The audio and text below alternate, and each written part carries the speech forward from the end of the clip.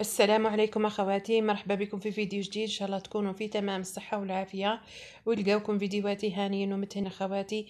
كما تشوفوا اليوم الاقتراح تاعنا ولا الوصفه تاعنا كسره رخيص بمقادير مضبوطه بالسميد فقط بدون فرينه.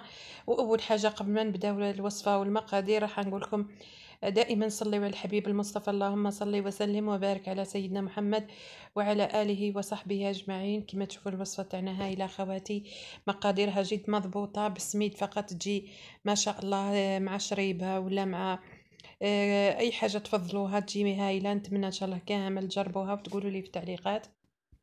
هنا فقط اخواتي انا الكسرة تاعي نحبها رقيقة، نتوما تحبوها خشينة عاودوا خشنوا فقط الكسرة تاعكم.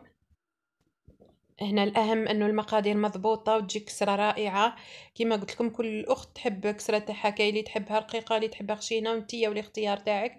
هذه هي الاقتراح ولا الوصفة تاع اليوم. نبداو على بركة الله، بسم الله. هنا عندنا 2 كؤوس من سميد، يكون متوسط ولا رطب اللي متوفر عندك ديريه، المهم يكون يا متوسط يا يكون رطب. نجيبو كل كسرة حنديرو فيها 2 كؤوس. الكأس هذا اللي يرفد 220 مليلتر. كما قلت لكم كل كأسة تجي كل كسرة ولا كل قرصة ولا كل خبزة راح تجيكم 2 كؤوس من الكأس هذا. تجي خبزة ما هي كبيرة بزاف وما هيش صغيرة بزاف خواتي، تجي هايلة. كما قلت لكم درقوها ولا خشنوها على حسب الاختيار تاعكم. هنا السميد تاعي دائما نحاول اني نغربلو ولا نصفيه.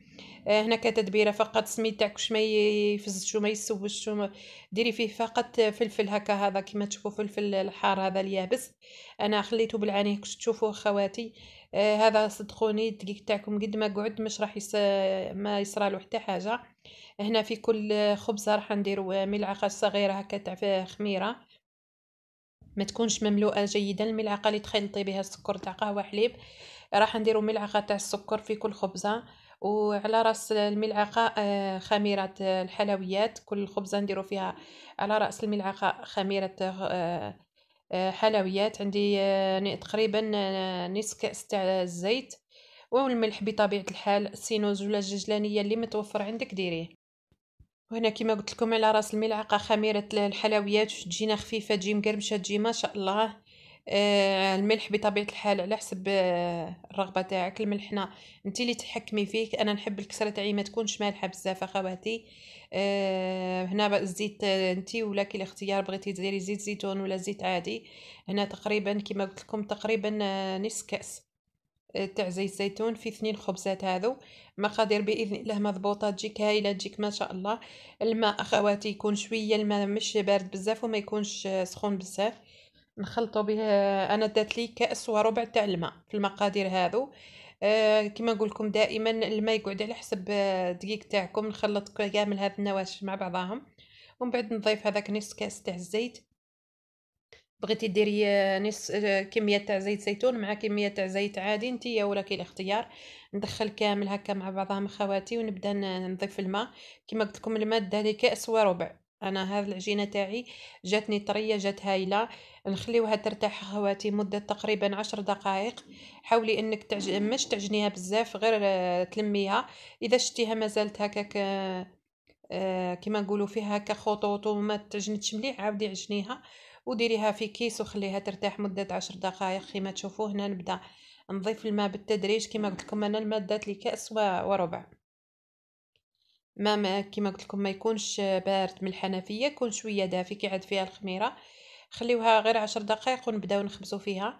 هنا راح من الافضل انك ديري ورق زبدة. دوك تشوفي معايا المراحل ما نفوتوش المراحل تاعنا. انا كما تشوفوا اخواتي نحاول لما نزيد الماء بالتدريج. هنايا بعد ما ضفت هذيك الكميه تاع الماء اللي قلت لكم كأس وربع، راح نحاول هكا نعجنها غير ندخل كامل المقادير هذوك مع بعضهم. راح نجيب هنايا كيس ونخليها كما قلت لكم ترتاح على الاقل 10 دقائق. ومن بعد اذا شتوها مازال ما تعجن مازال خاصها العجين عجنوها شويه فقط ونبداو نخبزوا فيها. هنايا كما تشوفوا خواتي ندير لها كيس ونخليها ترتاح. هنا كما قلت لكم دات لي كأس وربع، تقريبا كأس وربع.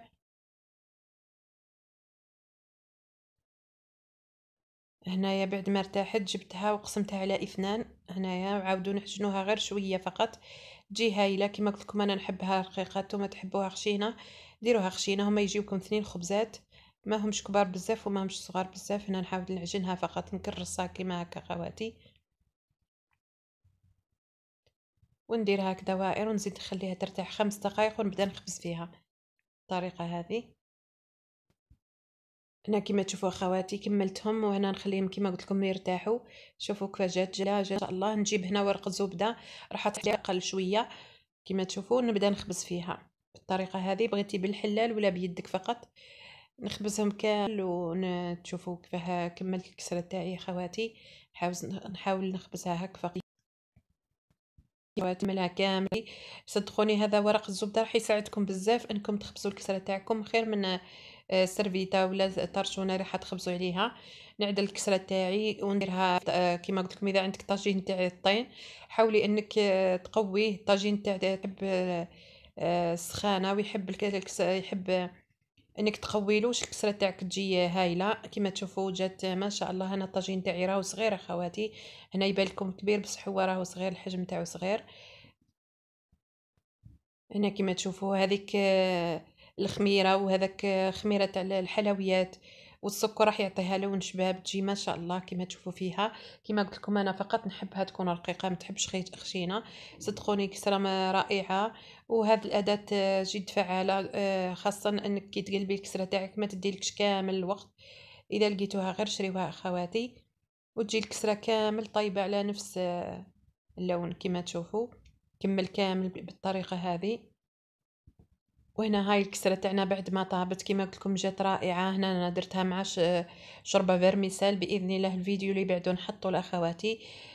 كنت صايمة وحبيت اني نشارك معكم الكسرة اللي درتها، جات هايلة مقرمشة ما شاء الله. وصدقوني جات رائعة، مقاديرها جد مضبوطة. باذن الله تجربوها وتقولوا لي تصلح بزاف لرمضان. تشرح خبيو هذه المقادير وخبيو هذه الوصفة واش ديروها، واللي دارتها تكتب لي في التعليقات واش رايها. ونتمنى المقادير باذن الله يكونوا مضبوطين ويخرجوا لكم كسره ما شاء الله. هنا نقسمها ونشوفوها معايا. هذه هي النتيجه تاع الكسره. نتمنى ان شاء الله اليوم تعجبكم، والى عجبتكم بطبيعه الحال ما تبخلوش علينا بالجام والاشتراك والبارطاج. شاركوها مع الاحباب والاصدقاء.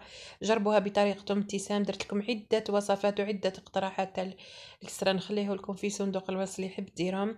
كسره خميمره، كسره رخساس، خبز الدار، درنا خبز الورده، درنا عده اقتراحات وعدة وصفات أخواتي. نتمنى كامل تجربوهم. القناة راهي متنوعة فقط فضلا وليس أمرا. إذا عجبكم الفيديو ديروا لنا جام. كما نقولكم دائما نستنى تعليقاتكم وآراءكم الطيبة. في الأخير باش نقولكم دمتم سالمين وفي أمان الله. استنوني دائما في وصفات جديد على قناة مطبخ ودبابير ابتسام. ما تبخلوش علينا دائما أخواتي بالجام والاشتراك. وهذه هي وصفتي وهذه هي الاقتراح. أنا حبيت نقسم لكم وتشوفوا فيها تجي ما شاء الله أخواتي. جربوها وقولوا لي في التعليقات. ودمتم سالمين وفي أمان الله.